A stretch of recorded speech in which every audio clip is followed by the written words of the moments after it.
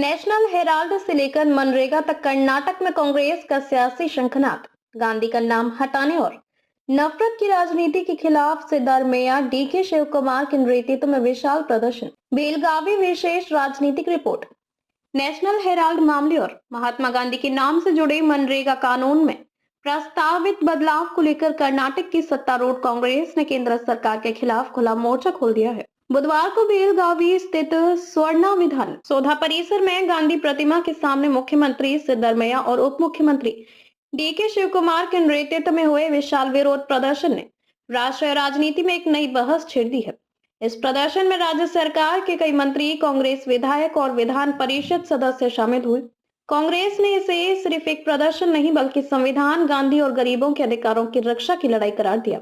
इस प्रदर्शन में राज्य सरकार के कई मंत्री, कांग्रेस विधायक और विधान परिषद सदस्य शामिल हुए। कांग्रेस ने इसे सिर्फ एक प्रदर्शन नहीं बल्कि संविधान, गांधी और गरीबों के अधिकारों की रक्षा की लड़ाई करार दिया। मनरेगा के नाम परिवर्तन पर तीखा हमला। प्रदर्शन के दौरान बड़े और मध्यम उद्योग मंत्री एमबी पाटिल ने भाजपा पर सीधा आरोप लगाते हुए कहा कि केंद्र सरकार मनरेगा की ऐतिहासिक सफलता को पचा नहीं पाई और इसी कारण उसका नाम बदलने की कोशिश कर रही है। उन्होंने कहा, ये योजना डॉक्टर मनमोहन सिंह और सोनिया गांधी के नेतृत्व वाली यूपीए सरकार ने शुरू की थी। इसने गांव में रोजगार दिया, पलायन रोका और स्थानीय विकास को गति दी।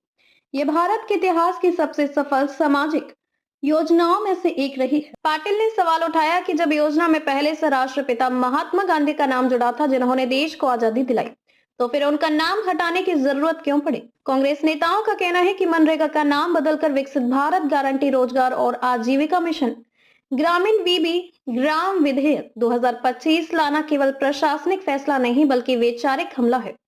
गांधी हटाओ इतिहास मिटाओ का आरोप। कांग्रेस ने आरोप लगाया कि भाजपा सरकार योजनाओं और संस्थाओं से गांधी का नाम हटाकर इतिहास और मूल्यों को बदलने की राजनीति कर रही है।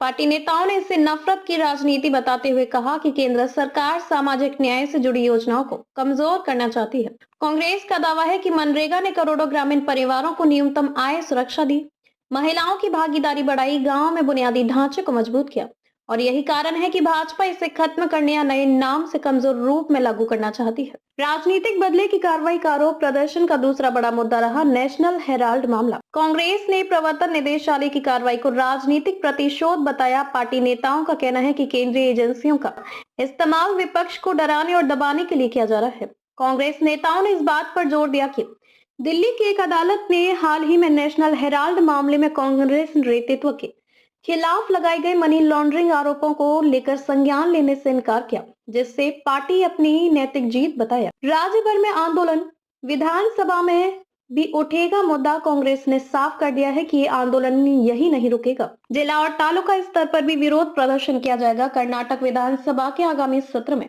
मनरेगा और नेशनल हेराल्ड दोनों मुद्दों को जोरदार तरीके से उठाया जाएगा। पार्टी का कहना है कि वह इसे केवल राज्य का नहीं बल्कि राष्ट्र, लोकतंत्र और संघीय ढांचे का सवाल बनाएगी। राजनीतिक संकेत 2026 से 2029 की तैयारी। राजनीतिक विश्लेषकों का मानना है कि कर्नाटक कांग्रेस का यह आक्रामक रुख सिर्फ तत्कालिक विरोध नहीं है, एक और यह मनरेगा जैसे जनहित मुद्दे पर जनता को जोड़ने की कोशिश की है। दूसरी ओर नेशनल हेराल्ड मामले में पार्टी नेतृत्व के बचाव की रणनीति। ये आंदोलन आने वाले लोकसभा और विधानसभा चुनावों से पहले कांग्रेस की वैचारिक लड़ाई का ट्रेलर भी माना जा रहा है। कर्नाटक से उठी यह आवाज अब दिल्ली तक गूंज रही है। मनरेगा से गांधी का नाम हटाने का मुद्दा हो या नेशनल हेराल्ड केस, कांग्रेस इसे संविधान, इतिहास और लोकतंत्र पर हमले के रूप में पेश कर रही है।